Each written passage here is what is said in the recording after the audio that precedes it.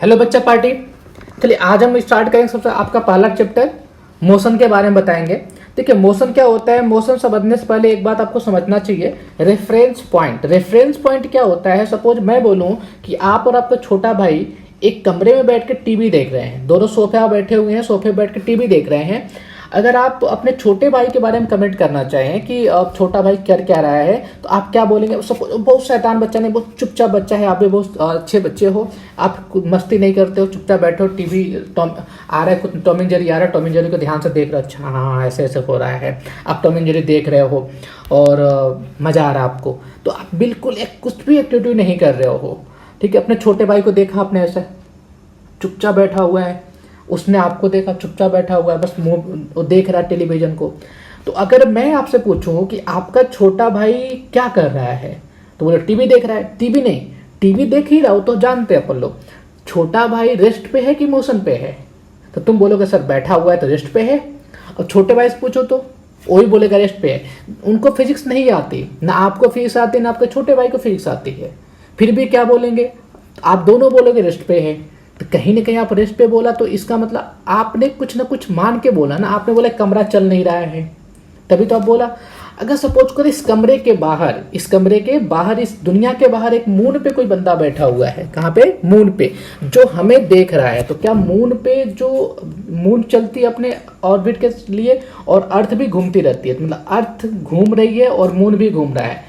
ऐसा होता है कि मून पे बैठा हुआ आदमी के लिए हम क्या होते हैं, मोशन में होते हैं। क्योंकि क्या होता है, धरती घूमती रहती है, धरती ऐसे घूमती रहती है। तो किसी टाइम पे आप यहाँ पे टीवी देख रहे थे, ठीक है ना, यहाँ पे टीवी देख रहे थे, आप चलते चलते यहाँ चले गए, बट आप तो रेस्ट पे हो घर एक कमरे में, बट आपका कमरा ही चल रहा है, पूरा पूरा कमरा ही चल रहा है, ऐसे ऐसे ऐसे, पूरा धरती चल रही है, ऐसे ऐसे ऐसे ऐसे ऐसे ऐसे ऐसे। ठीक है, तो वो चीज इतना स्लोली स्लोली चलता है कि हमें पता नहीं चलता। ठीक है, तो स्लोली स्लोली नीचे से पूरा धरती शिफ्ट कर गई, पूरा धरती ऐसे गोल पूरा ऐसे घूम गई, ऐसे घूम रही पूरा गोल। ठीक है, तो मून पे बैठा हुआ आदमी वो भी घूम रहा है ऐसे अपने जगह पे यूं। तो अब उसने क्या बोला कि आप घूम रहे हो कभी यहाँ पे कभी यहाँ पे कभी यहाँ पे, वो क्या बोलेगा, मोशन में है। तो मोशन समझने के लिए आपको एक पॉइंट समझना पड़ेगा, रेफरेंस पॉइंट। कि जहां पे रेफरेंस पॉइंट क्या होता है, जहां पे ऑब्जर्वर बैठ के चीजों को एनालाइज करता है, उसे कहते हैं रेफरेंस पॉइंट। उसको हमें हिलाना नहीं होता है। तो हम इस रियल लाइफ में कैसे समझेंगे, और हम 9th क्लास में हैं तो हमें इस चीज को कैसे समझना पड़ेगा। देखिए बच्चों, एक चीज आप ध्यान से समझना कि अगर मैं बोलूं कि एक कोई पॉइंट, एक कोई पॉइंट है, मैं इसको रेफरेंस पॉइंट बना लेता हूं। रेफरेंस पॉइंट का मतलब क्या है कि यहाँ पे कोई एक बंदे को बैठाया था इस पॉइंट पे, अब बोलता तुम ऑब्जर्वर बन जाओ। क्या बन जाओ? ऑब्जर्वर। एक बंदे को यहाँ बैठा दिया मैंने, उसका नाम क्या था, उसका नाम सपोज करते हैं क्या नाम लो, बताओ जल्दी, चलो अच्छा नाम कोई बताओ, जल्दी बताओ। सूरज। क्या नाम है इसका? सूरज नाम है। या रामू काका, कौन है? रामू काका नौकर है, दरवाजे पे इनके चौकीदारी करने को दिखे रामू काका को। अच्छा, रामू काका यहाँ पे खड़े हैं, तो रामू काका हिल नहीं रहे हैं। अब यहाँ पे एक सिग्नल है या पोल है, जो भी चीज हम मान लो, जो नॉन लिविंग थिंग्स है, ठीक है ना। यहाँ पे सिग्नल है रेलवे ट्रैक पे, कुछ दूरी पे रेलवे ट्रैक था, वहां पे एक सिग्नल ऐसे है। अब रामू काका को बोला गया कि रामू काका आप मुझे केवल ये बताइएगा सिग्नल कर क्या रहा था। उनको नहीं पता है फिजिक्स, उनको फिजिक्स नहीं पता है बच्चों, आपको थोड़ा बहुत पता है। तो आप उनसे क्या रिपोर्टिंग केवल लेने जाएंगे, तो आप बोलेंगे ठीक है रामू काका आप केवल मुझे रिपोर्टिंग देना। तो रामू काका ठीक है बेटा, मैं आपको रिपोर्टिंग दे दूंगा। तो उन्होंने बोला ठीक है, इनके बीच की दूरी पहले थी 2 मीटर। ठीक है, जहां पे बैठे थे वहां से सिग्नल कितना दूरी पे था, चलो 2 मीटर नहीं लेते हैं, इसको ले लेते हैं 200 मीटर। ठीक है ना, 200 मीटर के दूरी पे था। ठीक है, अब क्या हुआ, आप बोल के चले गए, रामू काका देखते रहे चीजों को। ठीक है, रामू काका को कब छोड़ा, टाइम बता देता। आपने रामू काका छोड़ा था, घड़ी में कितना बज रहा था, घड़ी में बज रहा था 8, कितना बज रहा था 8, सुबह के 8 बज रहे थे। उनको 2 घंटे की ड्यूटी दी गई, 8 से 10। चलिए, तो उन्होंने देखा ठीक है, आप आए, बोले चाचा चाचा, रामू चाचा क्या क्या इसका पोजीशन था, आप मुझे बताइए। तो रामू काका लिख के एक डायरी पे रखे हुए थे, तुम्हारे सामने वो डायरी खोल के दे दी। क्या लिखी हुई थी उस डायरी पे, ध्यान से समझना। उन्होंने बोला बच्चा देखो, जब 8 बज रहा था, जब तुम मुझे छोड़ के गए थे, तो मेरे और सिग्नल के बीच की जो दूरी थी, मेरे और, मैं कौन हूँ, ऑब्जर्वर, सिग्नल कौन है, कोई ऑब्जेक्ट है, सिग्नल क्या है, कोई ऑब्जेक्ट है, तो मेरे उसके बीच की जो दूरी थी वो कितनी थी, 200 मीटर थी। ठीक है, आगे बताइए। आगे बताया उन्होंने, बच्चा देखो जब 8:30 हो रहा था, फिर मैंने एक बार और देखा उसको, जब 8:30 हुआ तब भी मेरे बीच की दूरी कितनी थी, 200 मीटर। अच्छा आगे बताइए। तो आगे उन्होंने बताया ठीक है बेटा, जब 9 बज रहे थे तब भी दूरी 200 मीटर ही थी। ठीक है, आगे बताइए। तो आगे फिर बताया उन्होंने कि जब 9:30 हो रहा था तो भी 200 मीटर था। आगे बताइए। फिर आगे उन्होंने बताया कि जब 10 बज रहे थे, मेरी ड्यूटी जब खत्म हुई, जब तुम आए तब भी 200 मीटर पे था। देखिए ध्यान से दूरियों को देखिए, क्या दूरी फिक्स है। तो बोला कि अगर टाइम के साथ टाइम बढ़ता गया, घड़ी चलती गई और ऑब्जर्वर और ऑब्जेक्ट के बीच की दूरी चेंज नहीं हो रही है, तो बोला जाता है ऐसे ऑब्जेक्ट को ऑब्जेक्ट रेस्ट पे है। क्या बोला जाता है, ऑब्जेक्ट रेस्ट पे है। देखिए सबसे पहला लाइन क्या लिखा हुआ है, if the position of the object, ये क्या कहलाएगा, पोजीशन, क्या है, position. If the position of object does not change as passes time, it is said to at rest. क्या कहलाएगा, रेस्ट पे है। ठीक है, बॉडी कैसे कहलाएगी, रेस्ट पे कहलाएगी। समझ में आया थोड़ा थोड़ा। अच्छा ये बात अपने को समझ में आ गई। थोड़ा इसको मैं इरेज करना चाहूंगा। देखिए इसको इरेज कर रहा हूं मैं। देखो अब क्या करता है, इसको मोशन ड्राइव करते हैं। मोशन ड्राइव करने के लिए मैंने क्या बोला, वापस से वही रामू काका को बुलाया। रामू काका को और एक सजा दी गई कि रामू काका आप यहाँ बैठेंगे आज, और आज कुछ और चमत्कार दिखाएंगे। ठीक है, क्या चमत्कार रामू काका से देखना था वो देखिए। अब रामू काका के सामने एक रोड पे हमने लाकर रामू काका को बैठा दिया। कहाँ बैठाया, रोड पे। और रोड पे चलते फिरते गाड़ियों का हमें उनसे एनालिसिस, उनको और जज करा के हमें पता करना था। एक गाड़ी आई जो अभी उनके सामने थी, एक गाड़ी का डायग्राम मैं बस बना रहा हूँ। एक कार थी, अभी यहाँ पे कुछ टाइम बाद कार यहाँ पे चली गई, कुछ टाइम बाद कार मूव कर रही थी। ठीक है ना, इस एरो का मतलब मूव कर रही है। अच्छा तो एक छोड़ के कब गए, अगेन वही 8 बजे सुबह, दूसरे दिन 8 बजे सुबह छोड़ के गए। ठीक है, हमने 8 बजे छोड़ के रामू काका छोड़ के चले गए। अभी जो रामू काका और कार के बीच की दूरी थी, पहले कार कहाँ पे थी, रामू काका के पास में थी। ठीक है, अभी रामू काका और कार के बीच की दूरी कितनी थी, रामू काका यहाँ बैठे हुए, कार भी उनके बगल में है। जैसे कुछ टाइम में कार यहाँ चली गई, फिर और आगे चली गई, तो पहले रामू काका और कार के बीच की दूरी 0 थी। कितनी थी, 0। फिर आगे टाइम बढ़ता गया और दूरी बढ़ती गई। तो अब इसकी दूरियां मैं लिख रहा हूँ, देखिए ध्यान से। अब ये था, इनके बीच की दूरी थी 200 या 400 मीटर। ठीक है, अच्छा यहाँ से यहाँ तक था 800 मीटर। ठीक है, और यहां से यहां तक था 1200 मीटर। ठीक है, रामू काका ने क्या करा, इस पोजीशन को उन्होंने मेजर करके रख लिया था,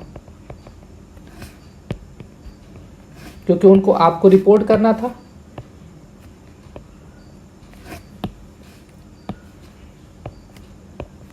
ठीक है, 3 पोजीशन रामू काका ने ऑब्जर्व करा। देखिए सबसे पहला उन्होंने ऑब्जर्व जब करा था, जब टाइम हो रहा था अपना 8:30, 9 बज रहे थे, 9:30 बज रहे थे। ठीक है ना, उसके बाद से ऑब्जर्व करा होगा उन्होंने। चलिए वो भी बताया था, ऑब्जर्व कर लेते हैं वो भी। एक कार यहाँ चली गई और रामू काका ने फिर से ऑब्जर्व करा इस कार को, और यहाँ से दूरी कितनी हो गई, ये दूरी हो गई थी यहाँ से 1600 मीटर। ठीक है, ये दूरी इतनी हो गई। ठीक है, तो अब रामू काका ने जो चीजें हमें बताई, क्या क्या बताई, देखे ध्यान से। रामू काका ने बोला देखो बेटा क्या हुआ कि जब 8 बज रहे थे तो कार कहाँ पे था, 8 बज रहे थे। इसको कौन से कलर से लूँ, व्हाइट ले लिया क्या मैंने, चलो व्हाइट से लेता। वाइट तो ले लिया मैंने, येलो से लेता। देखिए जब 8 बज रहे थे तो मेरे उसके बीच की दूरी कितनी थी, 0। कितनी दूरी थी, 0। अच्छा जब 8:30 बजे तो मेरे उसके बीच की दूरी कितनी हो गई, 400। कितनी हो गई, 400। अच्छा और जब 9:30 बजने लगे तो मेरे उसके बीच की दूरी हो गई कितने, 800। कितनी हो गई, एक्स क्या है, वो दूरी मैं लिख रहा हूँ, एक्स को क्या लिख रहा हूँ, ये दूरी है, डिस्टेंस है, ठीक है। अच्छा और जब 9:30 बज रहे थे तब उसके बीच की दूरी हो गई 1200, और फिर जब 10 बज गए तो 1600 हो गया।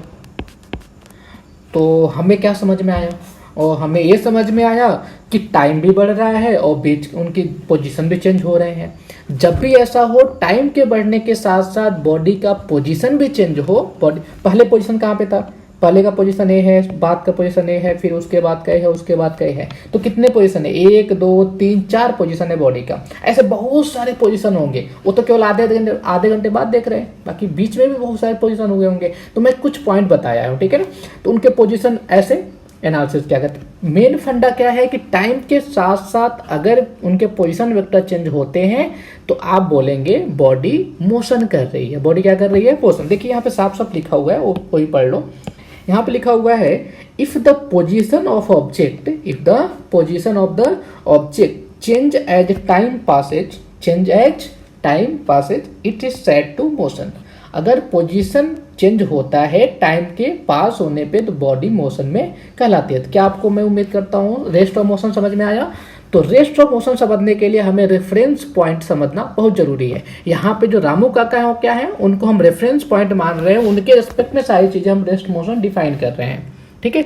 तो रेफरेंस पॉइंट वह चीज होता है जहां पे कोई ऑब्जर्वर बैठ के चीजों को एनालाइज करता है, ठीक है ना, उसे कहते हैं रेफरेंस पॉइंट। क्लियर बात है। अच्छा और बॉडी कौन सी होती है, जिसको हमें एनालाइज करना होता है उसे क्या कहते हैं, बॉडी। क्लियर बात है। अब क्या करें, सपोज करो आप ट्रेन में जा रहे हैं, कहाँ जा रहे हैं, ट्रेन में। आमने सामने पापा बैठे हुए हैं, आप उनके सामने बैठे हुए हैं। तो मैं बोलूँगा कि और बताइए कि आपके रिस्पेक्ट में पापा क्या कर रहे हैं, आपके रिस्पेक्ट में पापा क्या कर रहे हैं। तो बोलोगे सर रेस्ट पे है, रेस्ट पे हैं, और रेस्ट पे दोनों है, क्योंकि आपके और पापा के बीच की दूरी एक कांस्टेंट है, वो फिक्स है, चेंज नहीं हो रही है। पापा वहां बैठे होंगे, आप यहाँ बैठे हुए, तो उनके आपके बीच की दूरी चेंज नहीं हो रही है। तो ऐसे बोलेगा अगर पोजीशन चेंज नहीं हो रहा है, गाड़ी चलती जा रही है, चलती जा रही है, टाइम बढ़ता जा रहा है, टाइम बढ़ता जा रहा है, और दोनों के बीच की पोजीशन चेंज नहीं हो रहा, हम बोलेंगे हम रेस्ट पे हैं, हम एक दूसरे के रेस्पेक्ट में रेस्ट पे हैं। हम एक दूसरे के, मैं देखूंगा तो वो रेस्ट पे रहेंगे, वो देखेंगे तो मैं रेस्ट पे रहूंगा। लेकिन अगर कोई प्लेटफॉर्म पे बंदा खड़ा है और ट्रेन वहां से गुजर रही है, ट्रेन वहां से जा रही है, तो उसको तुम दोनों ही मोशन में दिखोगे, क्योंकि वो क्या देखेगा, पहले क्या देखेगा, ऐसे मुंडी घुमाएगा, अभी ट्रेन यहाँ पे थी, कुछ टाइम बाद ट्रेन यहाँ चली जाएगी, ठीक है ना, कुछ टाइम बाद ट्रेन। तो हर टाइम पे उसका पोजीशन ट्रेन का चेंज हो, ट्रेन के साथ साथ तुम्हारा भी पोजीशन उस बंदे के रिस्पेक्ट में चेंज हो रहा है। तो आपको थोड़ी हायर लेवल की बातें जो बताया मैंने, आपको अगर समझ में नहीं आया तो अच्छी बात है, और आगे तो बहुत अच्छी बात है, ठीक है। आप इतना परेशान ना हो, रेस्ट मोशन बस समझ ले कि टाइम के साथ बॉडी का पोजीशन चेंज होता है तो मोशन में है, नहीं चेंज होता है तो रेस्ट पे है, ठीक है। रिलेटिव मोशन अभी आपके सिलेबस में नहीं है, 9th क्लास के सिलेबस में नहीं है। चलिए आगे बढ़ते हैं। मोशन एलोंग स्ट्रेट लाइन, ठीक है। अच्छा मोशन बहुत सारे टाइप के हो सकते हैं भैया। मोशन हो सकता है कि आप किसी टाइम में आप स्ट्रेट लाइन चलें, या सर्कुलर ऑर्बिट में चलें, ठीक है, या फिर आप घूमते घूमते गोला ऐसे गोल गोल चलते चले। तो बहुत सारे मोशन, रोटेशनल मोशन पढ़ेंगे बाद में, सर्कुलर मोशन पढ़ेंगे, ठीक है ना, स्ट्रेट लाइन, लीनियर मोशन पढ़ेंगे, रिलेटिव मोशन पढ़ेंगे, प्रोजेक्टाइल मोशन पढ़ेंगे, गेंद को फेंका हवा में ऐसे जाके गिरा, उसे कहते हैं प्रोजेक्टाइल मोशन। तो बहुत सारे वैरायटी के मोशन होते हैं, ठीक है ना। मोशन की वैरायटी होती है, linear motion, projectile motion, relative motion, rotational motion, circular motion, ये सारे मोशन के प्रकार हैं, ठीक है ना। तो आपके मोशन के प्रकार में लिख दूं क्या यहाँ पे, चलिए मोशन के प्रकार लिखते हैं। मोशन कितने टाइप के होते हैं। सबसे पहला मोशन क्या होता है, स्ट्रेट लाइन, जिसे हम लीनियर मोशन कहते हैं, ठीक है। फिर होता है सर्कुलर मोशन, फिर होता है क्या, सर्कुलर के बाद से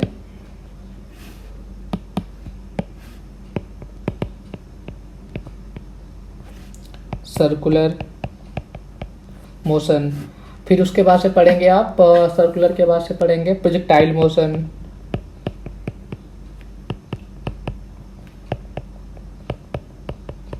उसके बाद से पढ़ेंगे रोटेशनल मोशन। आपको अभी नहीं पढ़ना है चीज़ें, ये आपको हायर क्लास में पढ़नी है। अच्छा, स्ट्रेट लाइन मोशन क्या होता है, जो अभी हम पढ़ेंगे, ये चीज़ क्या पढ़ेंगे, हम अभी पढ़ेंगे स्ट्रेट लाइन का मोशन। सर्कुलर मोशन क्या होता है, ये भी हम 9th क्लास में पढ़ेंगे, बेसिक बेसिक बातें, ठीक है ना, ये भी हम पढ़ेंगे। प्रोजेक्टाइल मोशन भी पढ़ेंगे लेकिन थोड़ा सा, और रोटेशनल मोशन ही पढ़ेंगे। ये सारी चीज़ें हम पढ़ने वाले हैं। अच्छा, लीनियर मोशन का एग्जांपल आप अच्छे से जानते हैं, ट्रेन का चलना, हमारे गाड़ी के चलना, लीनियर मोशन। सर्कुलर मोशन क्या होता है, मौत के कुएं में गाड़ी जो चलाते हैं, किसी गोल गोल गोल चक्कर काटते हैं, सर्कुलर मोशन हो गया। जैसे कि रिंग लिया, रिंग को घुमाने लगे, रस्सी रस्सी पत्थर बांध लिया, रस्सी को घुमाने लगे, तो ये हो गया सर्कुलर मोशन। क्या हो गया, सर्कुलर मोशन। पहिए का चलना, रोटेशनल मोशन। व्हील का घूमना, गाड़ी चला रहे हैं, व्हील उसका रोटेट कर रहा है, क्या व्हील रोटेट कर रहा है, तो व्हील रोटेट भी करता है और आगे ही मूव करता है, तो रोटेशनल मोशन में ही आता है, ठीक है ना। अच्छा, प्रोजेक्टाइल मोशन, आपने किसी बॉल को फेंका हवा में तो ऐसे पाथ ले गया, वो प्रोजेक्टाइल मोशन, ठीक है ना। तो सर्कुलर मोशन का एक पार्ट है और प्रोजेक्टाइल मोशन, ठीक है ना। प्रोजेक्टाइल सर्कुलर एक ही तरह से होते हैं, ठीक है ना, वो आपको बाद में समझ में आएगा। अभी आपको ये समझ लें, हाँ इस टाइप के इतने वैरायटी होते हैं। अच्छा, अब उसके बाद से हम पढ़ेंगे लीनियर मोशन। लीनियर मोशन क्या होता है उसके बारे में पढ़ें। लीनियर मोशन में सबसे पहली बात अपने होती है कि लीनियर मोशन को ऑब्जर्व करने के लिए हमें रेफरेंस पॉइंट आना चाहिए, जो हमें अभी बताया था। रेफरेंस पॉइंट क्या होता है, देखिए सपोज करिए कि इसे हम रेफरेंस पॉइंट मान रहे हैं। रेफरेंस पॉइंट क्या होता है, ऑब्जर्वर जहाँ पे बैठ के चीज़ों को देखता है। तो ऑब्जर्वर को मैंने यहाँ बैठा दिया, सपोज करा इसमें मैंने बहुत सारे ले लिए, 1 2 3, इधर भी 1 2 3, ठीक है। अब देखिए ये -1 है, ये -2 है, ये -3 है, 1 2 3, नंबर सिस्टम यही कहता है, ठीक है। नंबर सिस्टम के अकॉर्डिंग एक है 0, ठीक है। तो इधर की सारी जो पोजीशन होंगी, इस साइड की, इसके इधर की, ये सारी पोजीशन पॉजिटिव होंगे और इधर की सारी पोजीशन क्या होंगी, नेगेटिव, ठीक है ना। ये सारे पोजीशन क्या है, इस पोजीशन को बोलेंगे नेगेटिव पोजीशन है सारे, और इस इधर वाले पोजीशन को बोलेंगे पॉजिटिव पोजीशन, ठीक है ना। अच्छा बच्चों, तो अगर मैं बोलूँ किसी टाइम टी पे इसका 2 का क्या पोजीशन है, तो पॉजिटिव है, -2 का क्या नेगेटिव पोजीशन है, ठीक है ना। तो पोजीशन ऐसे हम बताते हैं स्ट्रेट लाइन में, ठीक है ना। अच्छा, अब उसके बाद से 1D motion, 2D motion, 3D motion के बारे में थोड़ा बहुत हम पढ़ेंगे। स्पेस का मोशन 3D कहलाता है, 1D मोशन क्या कहलाता है, हम स्ट्रेट लाइन में चलते हैं, 1D मोशन है, ठीक है ना, केवल इस पाथ पे चलेगा, एक ही डायरेक्शन में, ठीक है। जैसे कि हम अगर एक ही रास्ता पर चलो 1D, ठीक है, ऐसे चल के ऐसे मुड़ जाए 2D, तो हम वो भी पढ़ेंगे। तो 1D मोशन का क्वेश्चन भी हमारे पास है, ये रहा 1D मोशन का क्वेश्चन। इसे बोला, consider the situation shown in figure, what is the position of the particle when it is at P1 and it is at P2, ठीक है बच्चों। P1 और P2 पे है तो उसका पोजीशन बताए। तो अब मुझे बताओ बच्चों कि P1 पे, अभी मैंने बताया P2 का पोजीशन कितना है, -2, P1 का कितना है 2, तो P1 का पोजीशन हो गया 2 और इसका हो गया -2, क्लियर बात है।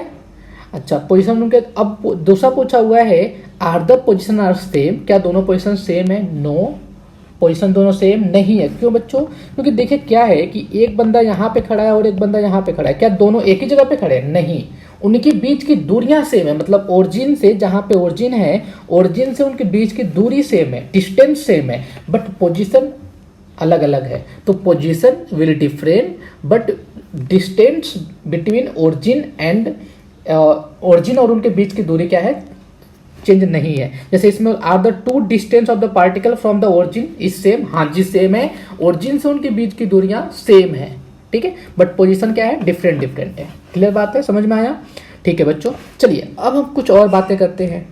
इसका आगे कौन सा क्वेश्चन, चलिए प्लेन का है, और भी मैं क्वेश्चन लेना चाहूंगा इसका। जैसे कि मैं बोलूँ कि मोशन की बात कर लेते, 1D की मोशन की बात करते हैं। तो 1D मोशन में सबसे पहले मैं बात करता हूँ एग्जाम्पल में। देखिए सपोज करिए ये आप हैं, यहाँ से चलना चालू करते हैं, ये टाइम कितना हो रहा है, टाइम t=0, मतलब अभी जस्ट आपने स्टार्ट करा है। किसी टाइम t पे आप यहाँ चले आए, ठीक है, T is equal to 1 hour, T is equal to 1 घंटे के बाद आप यहाँ चले आए। तो अब इनके बीच की जो दूरियां होगी इसे कहते हैं distance travel by the body. X जो भी हम चलेंगे उसे एक्स को क्या बोलेंगे, X is the distance travelled by body in 1 hour, in 1 hours, 1 घंटे में बॉडी द्वारा चली गई दूरी एक्स है, ठीक है ना। अच्छा, फिर उसके बाद से हम क्वेश्चन कर चुके थे। अच्छा, मोशन इन प्लेन और स्पेस। अच्छा, इस चीज को समझने के लिए हमें कुछ चीजें समझना पड़ेगा। जैसे देखिए स्पेस का मोशन कैसे होता है। सपोज करो एक पार्टिकल है जिसका पोजीशन कहीं यहाँ पे है, जिसका पोजीशन कहीं यहाँ पे है, और इससे जो एंगल दे रखा है, ये चीज एंगल दे रखा है पहले से, एंगल कितना होगा ये 30 डिग्री, कितना 30 डिग्री दिख भी रहा अपना।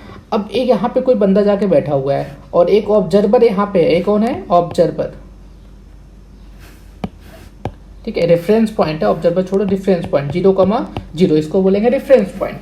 अब क्या पूछा गया, अब इसके रेस्पेक्ट में कहाँ पे है, इसका पोजीशन बताओ 2D में, इनका प्लेन का पोजीशन बताओ।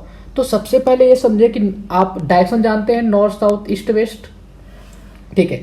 तो सबसे पहले अगर 2 मीटर है मतलब 30 डिग्री है, तो इसके सामने का जो दूरी होगा, साइन 30 की वैल्यू क्या होती है 1/2, देखिए ना, साइन 30 इजकल टू 1/2। अच्छा, अब साइन 30 देखिए अब कैसे लिखते हैं, साइन कॉस tan। अब कैसे याद रखते हैं, पंडित बद्री प्रसाद, पंडित बद्री प्रसाद हर हर बोले, पंडित बद्री प्रसाद हर हर बोले, ठीक है ना। तो साइन कॉस tan का फॉर्मूला आ गया। साइन का क्या होता है, परपेंडिकुलर अपॉन हाइपोटेनस, कॉस का बेस अपॉन हाइपोटेनस, tan का परपेंडिकुलर अपॉन बेस, ये अपना साइन कॉस tan आ गया। अच्छा, अब इसका पोजीशन अगर बताना है, देखिए बच्चों कि हम क्या करते हैं, ए क्या अपना ईस्ट है, ए क्या है वेस्ट है, ऊपर वाला साउथ, नीचे वाला नॉर्थ, उल्टा कर दिया क्या मैंने, ऊपर नॉर्थ नीचे साउथ, ऊपर नॉर्थ नीचे साउथ, ठीक है ना। देख लें, इसकी तरफ फेस करेंगे तो बैक किधर आएगा, वेस्ट की तरफ, दाहिना हाथ क्या होगा दक्षिण, और ए वाला हाथ क्या होगा उत्तर होगा, ठीक है, नॉर्थ। तो सही है, ऐसे भी आप देख सकते हैं, ठीक है, जैसे आपको सिखाया गया होगा, आपको दूसरी तीसरी क्लास में आपकी मैडम ने सिखाया होगा, वैसे आप समझे, ईस्ट वेस्ट नॉर्थ साउथ, ठीक है। हम पेज पे मानते हैं ऊपर नॉर्थ साउथ, और अपने राइट में ईस्ट और लेफ्ट में वेस्ट होता है। अब हमें इसका पोजीशन बताना है, तो अगर इसको बोलो तो आप बच्चों क्या बोलोगे, आप बोलोगे सर देखिए कि 30 डिग्री ईस्ट से नॉर्थ की तरफ, 30 डिग्री ईस्ट से नॉर्थ की तरफ बंदा कैसे चला, देखिए उसका पोजीशन क्या है, 2D पोजीशन हम ऐसे ही बताते हैं, हम बताते हैं 30 डिग्री ईस्ट से नॉर्थ की तरफ, अपने लैंग्वेज में क्या बोलेंगे सर, देखिए 30 डिग्री ईस्ट से नॉर्थ की तरफ। अब इसी को फिजिक्स के लैंग्वेज में कैसे बोलते हैं, हम क्या बोलेंगे 30 डिग्री ईस्ट से नॉर्थ की तरफ। अब फिजिक्स में क्या कहता है, फिजिक्स समझे, फिजिक्स क्या कहता है इस चीज को। फिजिक्स बोलता है देखो बेटा, आपको अगर ऐसे बोलना है तो आप ऐसे बोले, आप चुपचाप 30 डिग्री लिखे, आप बोलना क्या चाहते हैं ईस्ट से नॉर्थ की तरफ, तो आप नॉर्थ पहले लिखें, ऑफ ईस्ट लिखें। आप जिसकी तरफ जा रहे हैं तो हमेशा पीछे से हम उल्टा आते हैं, ठीक है ना। तो आप इसको लिखेंगे ईस्ट ऑफ नॉर्थ, क्या लिखेंगे, ऐसे चल के आ रहे हैं, ईस्ट ऑफ नॉर्थ, ईस्ट से नॉर्थ की तरफ, ईस्ट से नॉर्थ की तरफ, कंफ्यूज ना हो। अगर आपको लिखना 30 डिग्री नॉर्थ ऑफ ईस्ट, पढ़ेंगे कैसे, north of east, north of east. अच्छा, इसका मतलब ये होता है कि आप पीछे से बैठ के आए, ईस्ट से बैठ करके नॉर्थ की तरफ गया, कितना एंगल पे 30 डिग्री चला, कितना डिग्री 30 डिग्री चला ईस्ट से नॉर्थ की तरफ, ईस्ट से नॉर्थ की तरफ। चलिए एक दो और प्रॉब्लम करते हैं जिससे आपको समझ में आएगा मैं क्या बोलना चाहता हूं।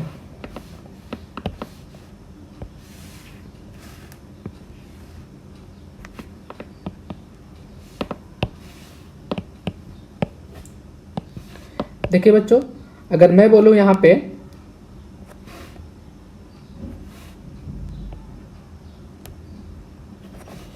ए एंगल है 60 डिग्री, ठीक है, इसका पोजीशन बताएं, कौन बताएगा? अपने अपने आंसर सोचे जल्दी, फटाफट सोचे, टाइम है, स्क्रीन पॉज करके करें जल्दी। East, west, north, south. चलिए अब मैं बताता हूँ। देखिए इसका जो पोजीशन है, देखो बच्चों 60 डिग्री तो आराम से लिख लेंगे, 60 डिग्री तो आराम से लिख लेंगे, इसमें नो डाउट। आपने लिखा 60, ठीक है सर 60 सही है। जिसकी तरफ जा रहा है ना उसको हम पहले लिखते हैं। किसकी तरफ जा रहे हैं? नॉर्थ की तरफ जा रहे हैं। एरो देखें, नॉर्थ की एंगल किसके बीच के दे रहा है? ईस्ट से नॉर्थ के बीच का एंगल दे रखा है, ठीक है ना। तो नॉर्थ पहले लिखे और जहां से जा रहे हैं उसको ऑफ लगा करके बाद में लिखे। लेकिन जब पढ़ते टाइम पे इसको क्या पढ़ते हैं? इसको पढ़ते हैं 60 degree north of east, north of east. लेकिन इसको हम समझने के लिए क्या करते हैं? उल्टा समझते हैं, ईस्ट से नॉर्थ की तरफ। डायग्राम में ईस्ट से नॉर्थ की तरफ, इसका मतलब ये होता है, ठीक है। चलिए एक क्वेश्चन और भी हम करते हैं। सपोज करिए कि आपका एक और भी है जो ऐसे है और ए एंगल दे रखा है 45 डिग्री। कितना दे रखा है? 45 डिग्री। तो आप क्या बोलेंगे इसको? देखिए इसको बोलेंगे आप 45 डिग्री। देखिए आप वेस्ट को बाद में लिखेंगे और इधर क्या लिखेंगे? नॉर्थ, क्योंकि नॉर्थ की तरफ, नॉर्थ ऑफ वेस्ट। तो अगर एंगल 45 डिग्री है तो केवल बच्चों आप अगर ऐसे भी लिख देंगे चलेगा, नॉर्थ वेस्ट, ठीक है ना। आप ऑफ हटा देंगे फिर भी चल जाएगा, ठीक है ना। 45 डिग्री नॉर्थ वेस्ट या फिर 45 डिग्री वेस्ट नॉर्थ, ये दोनों ही सही है। ओनली 45 के केस में आप किधर से भी चल के आए दोनों का 45 ही होगा, ठीक है। अच्छा अगर मैं, देखिए दूसरा, अगर मैं इधर से चल के ऐसे आता तो कितना डिग्री होता? 30 डिग्री, क्योंकि एक कितना 90 डिग्री बनता है। तो मैं इसके लिए क्या लिखूंगा? इसके लिखूंगा 30 डिग्री ईस्ट की तरफ जा रहा हूं। किधर से? ईस्ट की तरफ जा रहा हूं तो ईस्ट पहले लिखूंगा मैं, और कहां से आ रहा हूं? नॉर्थ से आ रहा हूं तो नॉर्थ बाद में और ईस्ट पहले, ठीक है। East of north, east of north. आई बात समझ में? चलिए एक क्वेश्चन करते हैं आपके सीबी का, जिससे आपको चीज समझ में आएगी मैं क्या बोल रहा हूं।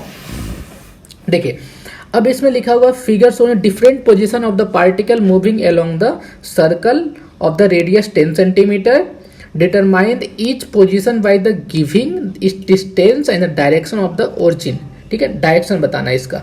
देखिए सॉल्यूशन में क्या लिखा हुआ है? The position at P1, the position at P1 is 10 centimetre, is 10 centimetre 30 north of east, north of. देखो बच्चों मैंने यही बताया था आपको कि अगर हम कोई भी, अगर एंगल अपना 30 डिग्री है, कितना डिग्री है? ए एंगल अपना 30 डिग्री है और ये डायरेक्शन क्या है? ए डायरेक्शन अपना ईस्ट है, ये अपना नॉर्थ है, ठीक है। तो हम क्या करते हैं? हम लिखेंगे 30 और जिधर से हम चलते हैं जो एंगल दे उसको हम बाद में लिखते हैं, और जो जिधर को जाते हैं उसको हम पहले लिखते हैं। तो क्या पढ़ेंगे? North of east. देखिए यहाँ पे क्या लिखा हुआ है?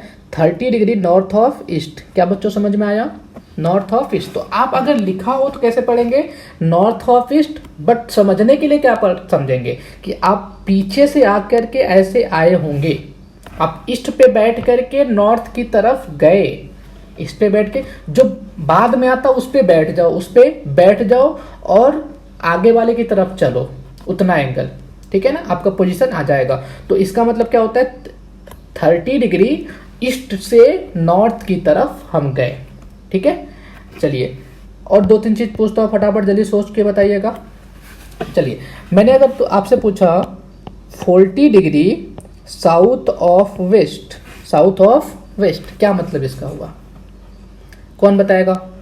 देखिए साउथ ऑफ वेस्ट 40 डिग्री का मतलब ये हुआ वेस्ट पे बैठ के साउथ की तरफ गया, वेस्ट पे बैठ के साउथ की तरफ गया। अच्छा इसका पोजीशन कैसे बताना है भैया? देखिए पोजीशन कैसे इसका बताएंगे।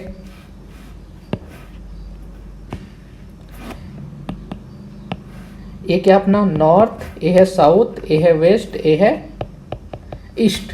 तो डायग्राम में कैसे बनाएंगे 40 डिग्री किससे, वेस्ट से साउथ की तरफ, वेस्ट पे बैठना है और साउथ की तरफ जाना है। जो एंगल आपका होगा देखिए,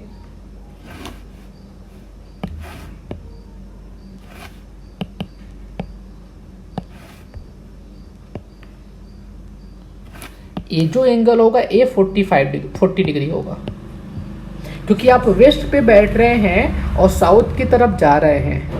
वेस्ट पे बैठ रहे हैं और साउथ की तरफ कितना डिग्री जा रहे हैं, 40 डिग्री। बच्चों समझ में आया। चलिए एक और करते हैं आपके मन के लिए। मैंने लिया 30 degree east of south, 30 degree east of south. इसका मतलब ये हुआ कि आप साउथ पे बैठ रहे हैं और ईस्ट की तरफ जा रहे हैं, साउथ पे बैठ रहे हैं और ईस्ट की तरफ जा रहे हैं। तो साउथ पे बैठ गया और ईस्ट की तरफ गया, कितना डिग्री गया, 30 डिग्री। कितना गया, 30 डिग्री। तो यहाँ पे आ जाएगा ये चीज, ये क्या चीज है, 30 डिग्री ईस्ट ऑफ साउथ। बात समझ में आई।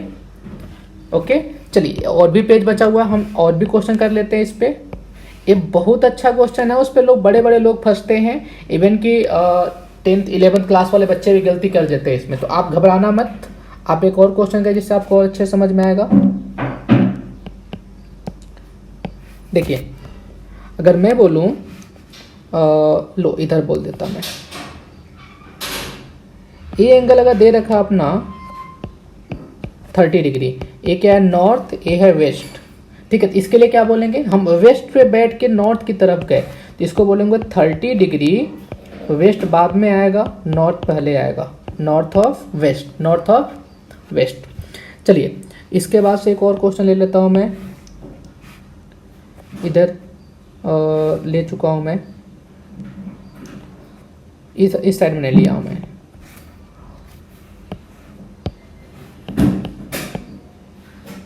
देखिए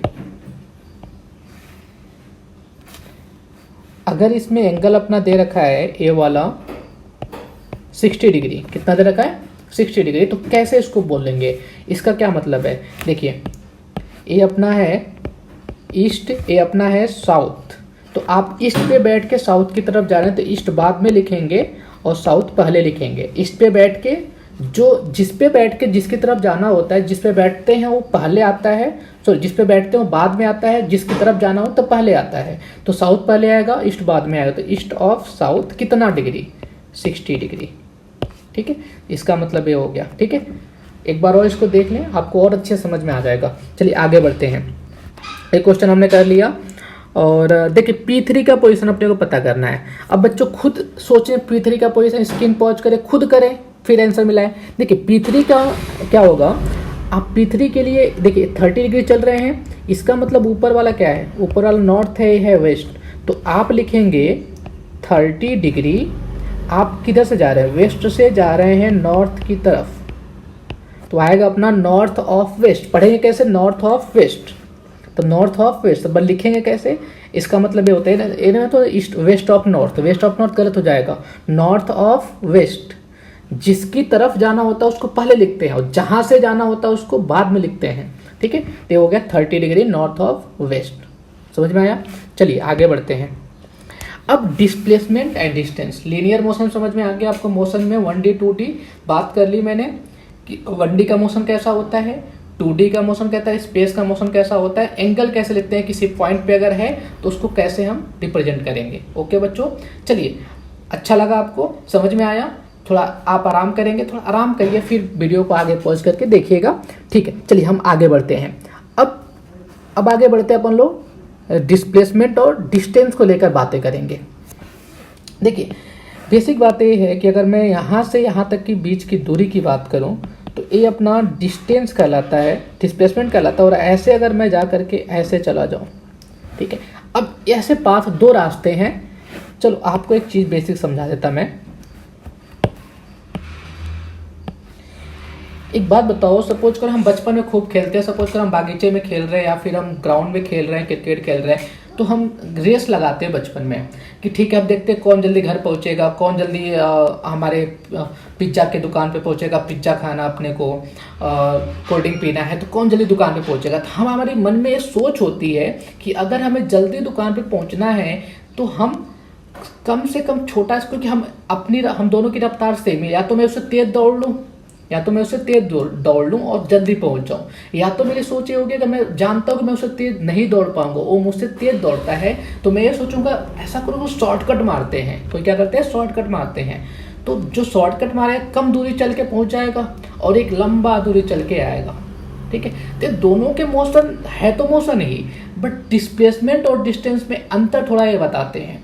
जैसे सपोज करो कि एक ऐसा रास्ता है कि सीधे तुम्हारे ग्राउंड से उस दुकान पर सीधे बिना कहीं पे इतू सा भी मुड़े हुए है, ठीक है, चले सीधा जाता है। और एक रास्ता जो यूं जाता है, फिर यूं जाता है, फिर यूं जाता है, फिर यूं जाता है, फिर जाके यूं जाता है। तो एक बंदे ने क्या करा, यूं यूं यूं घूम के फिर दुकान पे पहुंचा। तुमने क्या करा, स्ट्रेट बिल्कुल। तो तुमने चालाकी करी, क्या करी, चालाकी। अब इस चालाकी को हम क्या बोलते हैं यहाँ पे, डिस्प्लेसमेंट। क्या बोलते हैं, डिस्प्लेसमेंट। और जो जिस बंदे ने घूम फिर के आया उसे क्या कहते हैं, डिस्टेंस। क्या कहते हैं, डिस्टेंस। तो डिस्टेंस जो होता है स्केलर क्वांटिटी होता है। अच्छा, स्केलर वेक्टर बताऊंगा मैं अभी। देखिए, अगर हमें केवल मैग्नीट्यूड से मतलब होता है, डायरेक्शन से कोई मतलब नहीं होता है, हमें कैसे भी चल रहे हैं, कैसे भी सो के चल रहे हैं, उठ के चले, दौड़ के चल रहे हैं, ये सारी चीज़ें डिस्टेंस में आती है। डिस्प्लेसमेंट में इनिशियल टू फाइनल देखा, आप रास्ते में क्या किया, सोया, चला, कुछ किया, बस आप पहुंच गए, तो आपकी इनिशियल टू फाइनल बीच की दूरी मेजर कर लेते हैं डिस्प्लेसमेंट। थोड़ी बात विचित्र लगी, क्या क्या बोला मैंने, चलिए एक बार और समझाता मैं आपको। देखिए बच्चों, एक कोई पॉइंट है ऐसे ए और ये पॉइंट बी, आपको ए से चल के बी पे जाना है। ठीक है, एक रास्ता ऐसे है और एक रास्ता जो है ऐसे ऐसे ऐसे करके ऐसे रास्ता है। तो हम बोलेंगे आपको दोनों रास्ते में से जो मर्जी आप वो सिलेक्ट कर सकते हैं। तो बच्चों आप बताओ आप कौन सा रास्ता लेंगे। ऑब्वियसली हम बोलेंगे भाई हम तो नीचे वाला रास्ता लेंगे जो स्ट्रेट है, ठीक है ना।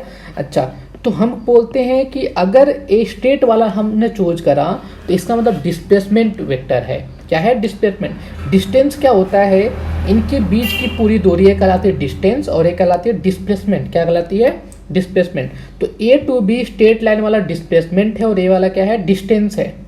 ठीक है, ओरिजिनल इनिशियल टू फाइनल के बीच की मिलाने वाली स्ट्रेट लाइन, मिलाने वाली स्ट्रेट लाइन अगर मिला दे तो उसे हम डिस्प्लेसमेंट कहते हैं, और टेढ़ा मेढ़ा कैसा भी हो उसे कहेंगे डिस्टेंस। जैसे एक क्वेश्चन समझाता हूँ एक एग्जांपल से। सपोज करिए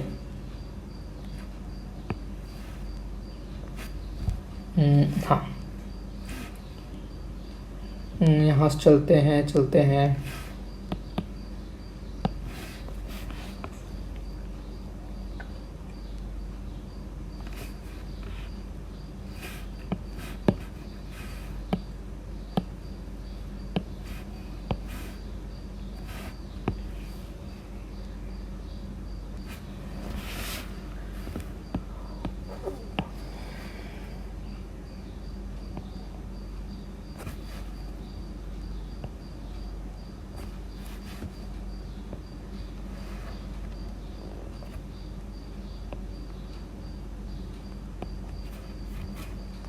ठीक है, ऐसे हम चले।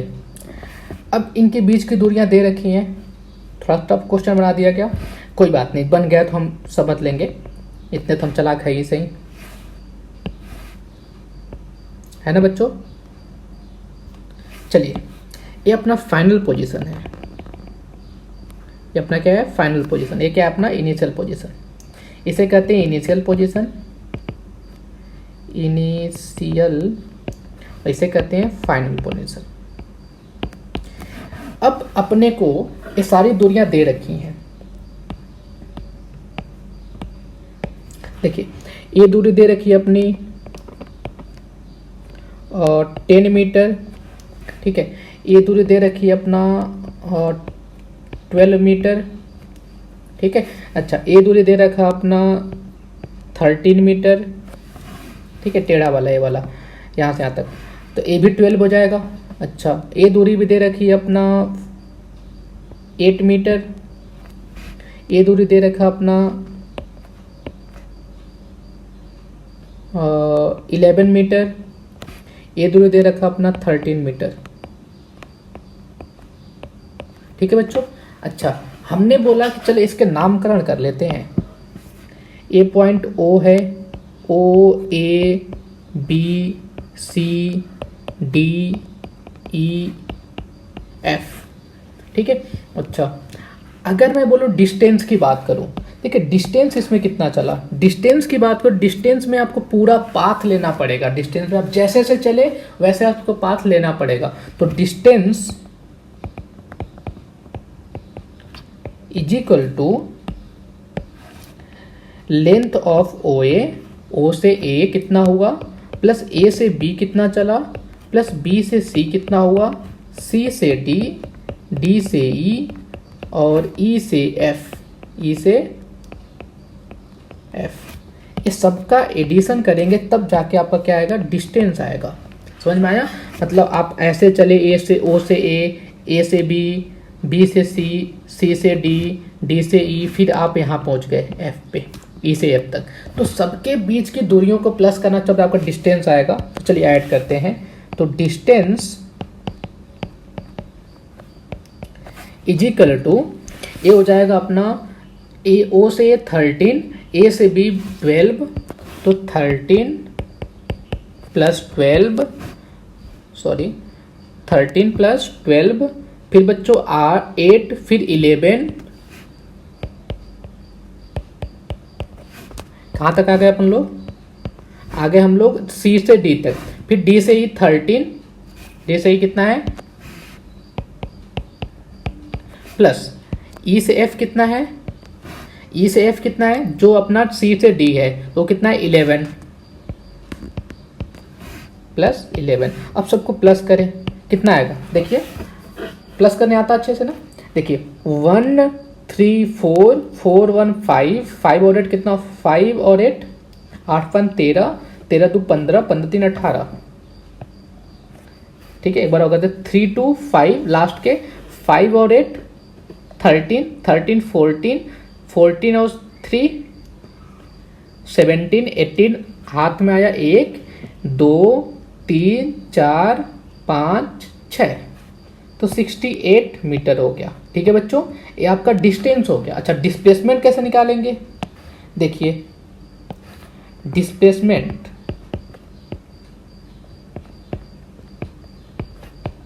देखिए डिस्प्लेसमेंट क्या होता है, इनिशियल से फाइनल के बीच की दूरी।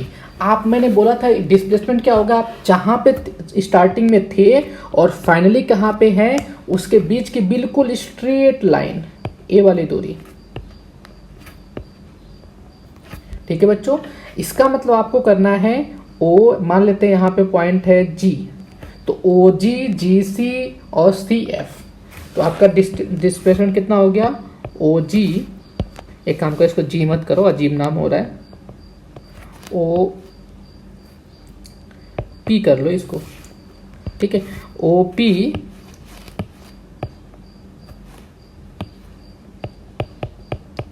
Plus P C plus C F. ठीक है, स्ट्रेट लाइन वाले जितने भी दूरियां हैं उनके यहां से यहां तक बीच की दूरी मेजर करनी है। ऐसा ओपी 10 12 और 13, तो ये ऐड कर लेंगे अपन लोग, 10 प्लस 12 प्लस 13 कितना हो गया, 13, 12 और 13 कितना होता है 25, हो गया 35 मीटर।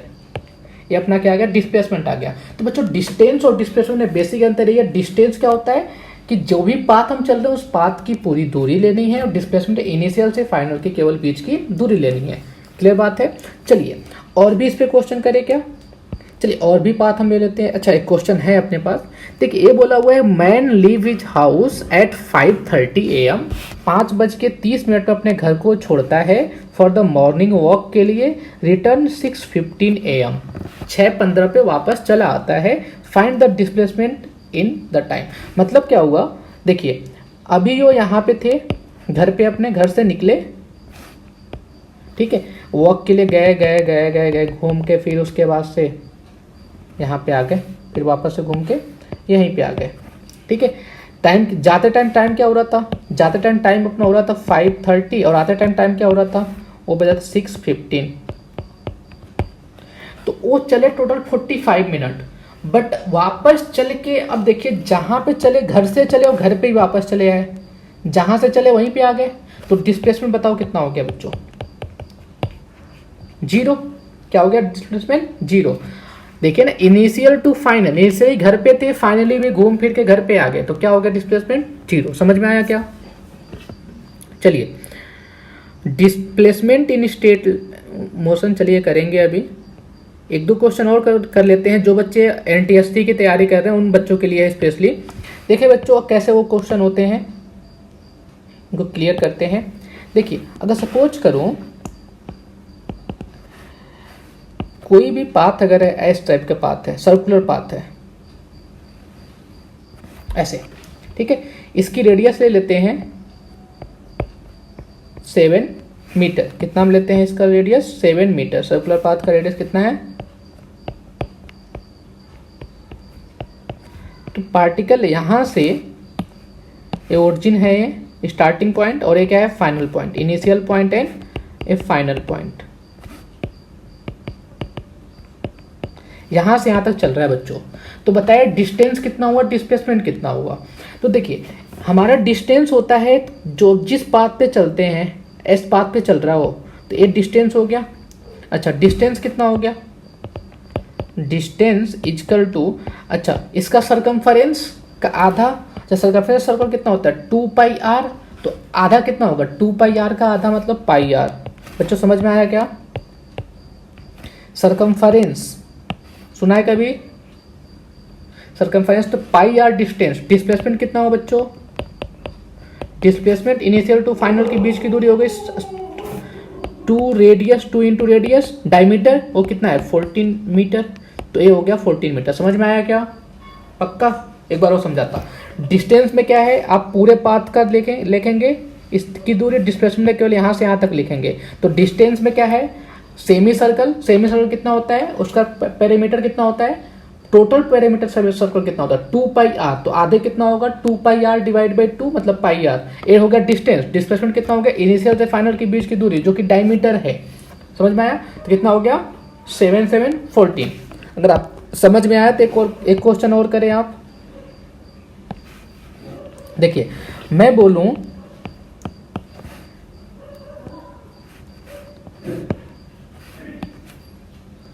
कि ऐसे यहां से यहां तक गया,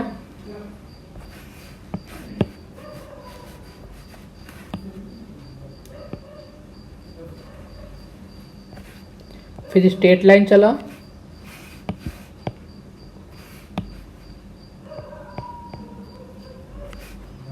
फिर ऐसे, फिर यहां पे जाकर रुक गया। ठीक है बच्चों, अब इस केस में अपने क्या बताना है, डिस्टेंस और डिस्प्लेसमेंट। रेडियस कितना है इसका, रेडियस अगेन दोनों का रेडियस कितना है 7 मीटर। ए भी दूरी कितना है 7 मीटर, और इसका रेडियस कितना है, इसका भी रेडियस है 7 मीटर। ठीक है, इसकी इनको पॉज करें और सॉल्व करें। ठीक है बच्चों, अच्छा चलिए हम सॉल्व करते हैं। अगर मैं बोलूं इसका ओ नाम ले लें, इसका ए नाम ले लें, इसका बी ले लें, इसका सी ले लें, तो अब मुझे बताओ बच्चों कि ओ से ए तक डिस्टेंस कितना है, ओ से ए तक डिस्टेंस कितना, πr कितना है, ए दूरी। डिस्टेंस में ऊपर वाला आता है, कर्व पाथ में आते, कर्व पाथ वाला डिस्टेंस वो कितना होगा पाई इंटू आर, तो 7π। ठीक है, अच्छा ओ से ए में डिस्प्लेसमेंट कितना है, डिस्प्लेसमेंट बोले कितना है, यहां से यहां के बीच की दूरी केवल हम ले लेंगे, वो कितना है 14 2r। ठीक है, अच्छा अब बताइए मुझे ए से बी में, ए से बी में डिस्टेंस बताइए। ए से बी में डिस्टेंस अपना हो गया 7, क्योंकि यहां से यहां तक पाथ भी स्ट्रेट लाइन है, और ए बी का डिस्प्लेसमेंट कितना हो गया, डिस्प्लेसमेंट भी 7 मीटर ही हुआ। ठीक, ठीक है ना, क्योंकि इनिशियली यहाँ पे था बी और फाइनल यहाँ पे था, तो डिस्टेंस डिस्प्लेसमेंट दोनों सेम है, तो स्ट्रेट लाइन होगा, डिस्प्लेसमेंट डिस्टेंस दोनों सेम आ जाएगा। अच्छा, बी से सी वाले पाथ में, बी से सी वाला हो गया ना, अच्छा बी से सी नहीं हुआ है, तो बी से सी में डिस्टेंस कितना हो गया बच्चों, डिस्टेंस हो गया again pi 7 pi pi are, तो पाई आर कितना है 7 पाई हो गया, तो हो गया 7 पाई। अच्छा, डिस्प्लेसमेंट कितना हो गया बच्चों, डिस्प्लेसमेंट हो गया 40, कितना हो गया 14। अब टोटल अगर डिस्टेंस निकालना है तो टोटल डिस्टेंस के लिए क्या करेंगे, सबको प्लस कर देंगे, तो सबको प्लस करें, टोटल डिस्टेंस ऊपर लिख रहा हूं मैं, डिस्टेंस इजकल टू, देखिए ये डिस्टेंस अपना 7 पाई है और एक 7 है और यहाँ पे 7 पाई है, तो करूंगा 7 पाई प्लस 7 पाई, ऐसा पाई में पाई ऐड होता है, ये कितना हो जाएगा, ये हो जाएगा अपना 14 पाई प्लस 7, ठीक है, इससे सिंप्लीफाई ये नहीं होगा, 14 पाई प्लस 7। अच्छा, डिस्प्लेसमेंट में कितना होगा बच्चों, देखिए डिस्प्लेसमेंट में एक तो 14 ऐड होगा, 14 प्लस 7 प्लस 14, तो कितना हो जाएगा 7 प्लस 14, 14 प्लस 7 प्लस 14, ठीक है, तो इसको ऐड करने पे जो भी आएगा ये क्या होगा, डिस्प्लेसमेंट आ जाएगा। समझ में आया बच्चों? चलिए आज की क्लास यहीं तक रहने देते हैं, फिर अगले लेक्चर में करेंगे। चलिए, थैंक यू सो मच।